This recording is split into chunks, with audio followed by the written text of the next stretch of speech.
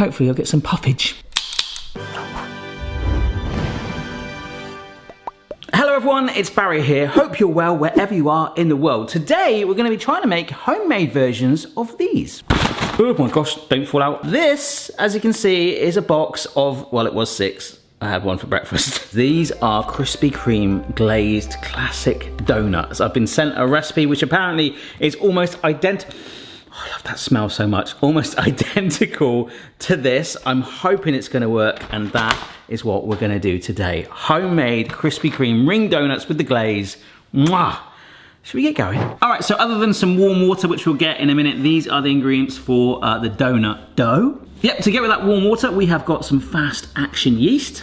We've got 1 egg yolk, a bit of salt, and the recipe insisted on skimmed milk. I'm not sure why, maybe it's something to do with the fat content, because we have got sugar and some vanilla extract. And this was insistent too. It was the fact that, I don't know if the camera's gonna pick this up, these are 2 plain flours, but one is a cake flour, much more milled and fine, and one is more of your classic plain or all-purpose flour. Apparently a combo of these. In fact, there we are. That is a combo of them. Yeah, the trickiest thing out of all that to get is probably the cake flour thing, which I happen to have in the cupboard spare anyway, but you can get it in most supermarkets or definitely on the internet. All right, folks, I felt like doing this in a glass that hopefully you can see. We're gonna put our sugar and yeast in together today, because they love each other. It's not like salt and yeast. It one stir around like that. Now, it does look a little bit like a latte, but it smells like a brewery. So we'll let, oh, we can actually see it already. It's gonna start bubbling away, so we'll give that a couple of minutes. And what we'll do is just chuck some things together. So we already added the flour, we'll stick the salt in. I might as well reuse this bowl that I had to one side there, so we'll get that skim milk. I really don't think skim milk's essential, but I wanna stick to this recipe I've been sent. The yolk. Oh look, we made a fried egg. It's amazing. And the vanilla extract, so all of the wet ingredients other than the warm water for the yeast. Alrighty folks, I'm not sure if you can see that, but that is nice and foamy. It's been about just over 5 minutes, I guess. So what we'll do is pour the sugar, water, yeast mixture in with our eggy omelette thing.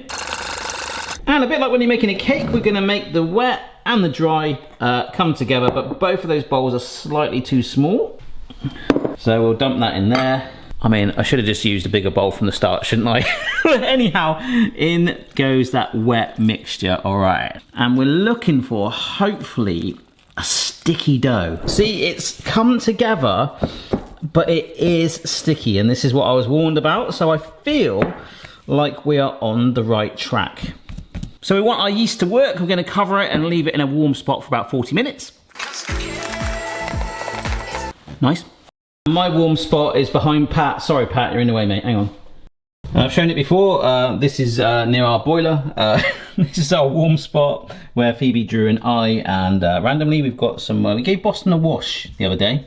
This is his brush and his shampoo. Okay, he only needs 1 bottle. Shampoo and conditioner. So we'll give that about 40 minutes. I can get some of the other ingredients prepped for the glaze, but that is nowhere near needed just yet. The dirt that came off Boston was absolutely bonkers. All right then, folks, that has been actually just over an hour. I did sprinkle some flour on top, and hopefully you can see it has pretty much doubled in size. You could leave it longer if you want. There is that temptation to leave it until it just bulges out of the mixing bowl, or if you're not in a hurry, you could stick it in the fridge and do a slow proof, a lot of flavor development. But we'll stay true to this recipe, and this dough is gonna be a little wet. Oh yeah, I can feel it. Ah, this bodes well. So I'm gonna flour this down really well. I think just to help it, I'm gonna get some more on top. A little bit on the rolling pin. Okay. Oh, that is a delicate dough. I will give it that. And this rolling pin is a really cool one. It's actually set to different heights, so we can just roll it out the way we want until it stops, and that is gonna be ½ an inch thick. But we don't want to, as I scatter down more flour, we don't want to over flour it if possible, just enough to make this thing get the size that we want. Obviously, if you don't have one of these rolling pins, that's absolutely fine. Just do it by eye. That's what I've always done it as. Getting a cookie cutter with flour in it too, and straight in there. Potentially 5 donuts, and if I'm careful here, maybe get a few more. But let me just show you. I actually couldn't find my tiny cookie cutter to do the middle, and you can get donut molds, but this is just a cap from a bottle of fizzy drink, okay? So I'm gonna put that in the middle, press down. I should have floured it, but that's okay. Lift it out carefully, and boom. All of that can go into my pile here, the big old pile for more donuts. I'm gonna repeat doing that. So that's a 3-inch cookie cutter and a fizzy bottle lid, okay?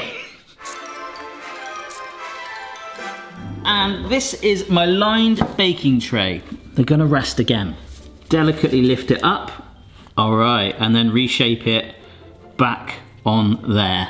Hello, I'm just editing this video right now, and here's a little thought, okay? We've already got the donuts on a non-slip surface, the baking parchment, right? So instead of lifting it out and potentially misshaping it onto a new non-slip surface, just cut out where the donuts are in squares that they're sat on, like little islands, slightly larger than they are to allow for it to increase in size, and plonk it on your tray. That will save the need for an additional surface, and when you put it on the fryer later, you can just tip it straight in from the paper, just peel straight off and drop it in. Just a little hint. The baking parchment really helped, and a line that I often say to Mrs. B in the kitchen, I didn't make that much of a mess, and normally I'm wrong. What we're gonna do, we've got them in a baking tray that's got a slightly higher... How the heck did that flour get in my hair? That's amazing! I even went to the shop with that in there. And that means we can sort of cover it like that, but because it's foil a little bit stronger, we can tent it. Because we're gonna rest it again, it could rise. So by tenting the foil rather than draping a cloth over it, which will touch the donut, I've been there before, this will get around that. All right, so those donuts are out there resting behind Pat in my hot space. But it is now the glaze that we are gonna work on. And, I mean, you can feel it crusted on there a little bit. You would not actually be far off thinking that there isn't a glaze on there at all. It's kind of subtle. The great thing is though, whilst the donuts are doing their thing, we can do the glaze too. And for that, we just need some water at first to get it going, and sugar, okay? That's quite a lot of sugar, but not all of it. Stir that over the heat until that dissolves. Okay, so that's just reached a boil. I'm gonna turn that down. That is pretty much transparent now. They used to throw that over the walls at people trying to break into castles. Very dangerous. That was some egg white powder, and this is some salt, both going into some icing sugar.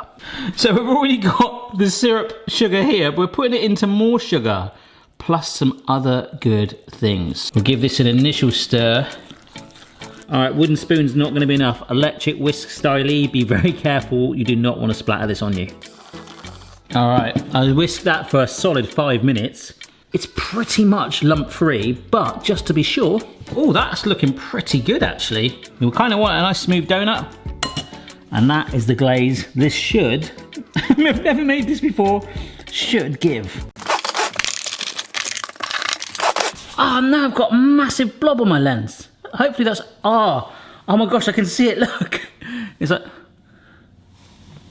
it's on my eye, look. Oh, right, we'll get rid of that. It looks like sugar, so I think it was from that glaze. Hopefully it's not been there the whole time. Sorry, guys. But anyhow, this 10-pound amazing fryer, which of course, Robin Hood style, I want to nickname Tuck. This is where it's all gonna happen. So we've got some vegetable oil going in, and I'm not gonna use the basket. I might use that to help me fish them out. I might do them one at a time, but that's going down. Good old Tuck here is going to go to its maximum temperature. 3 dots on there, 190°C. Things are going to get hot, so they'll cook quickly, but don't cook them too quickly because there is quite a common thing of having raw donuts in the middle. So we'll cook it for as long as we can to get good colour, and hopefully you'll get some puffage. Oh, that's weird. That one didn't want to rise as much, but these 4 have puffed up nicely. It's going to be really interesting to see how big it puffs up once it hits the fryer. We'll see. I'm hoping it stays fairly that shape, but a donut's a donut. All right. Awesome. And we'll just keep our eye on it. It's going to take about 4 minutes in total. Turn that over. Cook the other side. Oh yeah. So although it is tempting to take it out almost immediately, leave it in there as long as you can, all right? Really want that heat hitting the centers. Ah, it's gorgeous. Look at that. Oh my gosh, I'm getting on my work surface. Let it do its thing before the glaze. I'm gonna repeat doing that And I'll try not to burn myself. See you in a minute. All right, I am really happy with those. Despite the bottle cap, one or two of the holes are slightly different size to the others, but that is fine. So the glaze has sat to one side and firmed up. But apparently, this is some boiled water straight from the kettle. A little dribble of that. We'll just loosen it up and bring it back to life a little bit. I've got enough dough left to make, I would say, probably 3 more at a push, definitely 2. But all we do is just drizzle that on top of the donuts. It does make it a little bit lighter straight away. Just glossing it, clinging to it. Look at that shine, that's amazing. That's definitely brought it to life.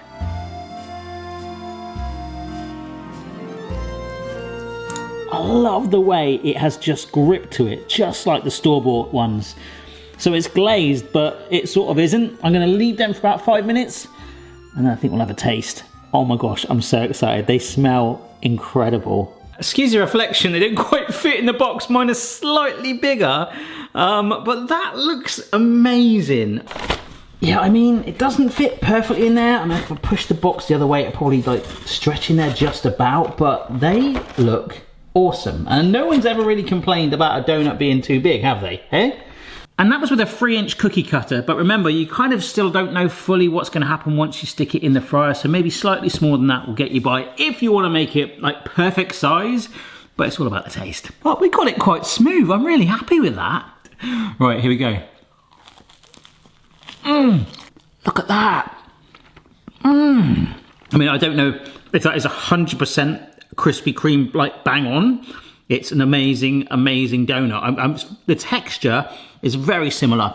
In fact, in some ways it tastes nicer because it's fresher. You can really tell with that lighter flour that we used. Just, oh my gosh. I have got to be a good boy and not eat anymore. They are extremely addictive. What a clone. And of course, we've got the base donut there. Once you're done with the actual base of it, you can top it in chocolate, strawberry icing, whatever you want, and even do whole ones that you pipe with a filling. Maybe we'll do that as a follow-up video if you want to see that. They do a s'mores one. Oh, yeah, I really want to do that now. And they do a Jaffa Cake one. Absolutely phenomenal. Give this a go. So, give this a go. It's time for Mrs. B's 6-word review. They are extremely nice and tasty. Yes! So there we go then, folks. Mrs. B approved another clone recipe. If you've got any cool ones, a lot of suggestions came in for doing some Wagamama ones, but I wasn't sure how well known Wagamama is around the world. I thought it was more of a UK thing, but I think there are in other countries. But any other cool clone ideas you've got, do let me know down below. I think my favourite ever was the McRib. Oh, I love a McRib. One of my favourite things ever to clone. Sweet baby Roy. Thank you so much for watching. Don't forget to give the video a like if you enjoyed it. Subscribe for regular food fun if you are not already. And I will see you next time. Bye. So if you do a 6-word bye. No. No. Bye.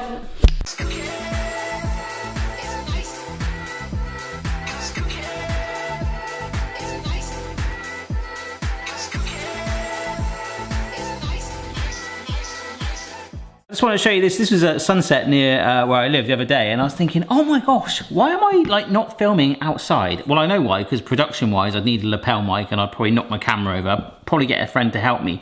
But if you genuinely would like to see me do some outdoor cooking videos, do let me know, because there is some insane scenery, like quite near where I live, but also around the UK, and I thought, hey, why don't I just like grab some food and a camera and just, I mean, you might hate that idea, but that sounds quite cool to me.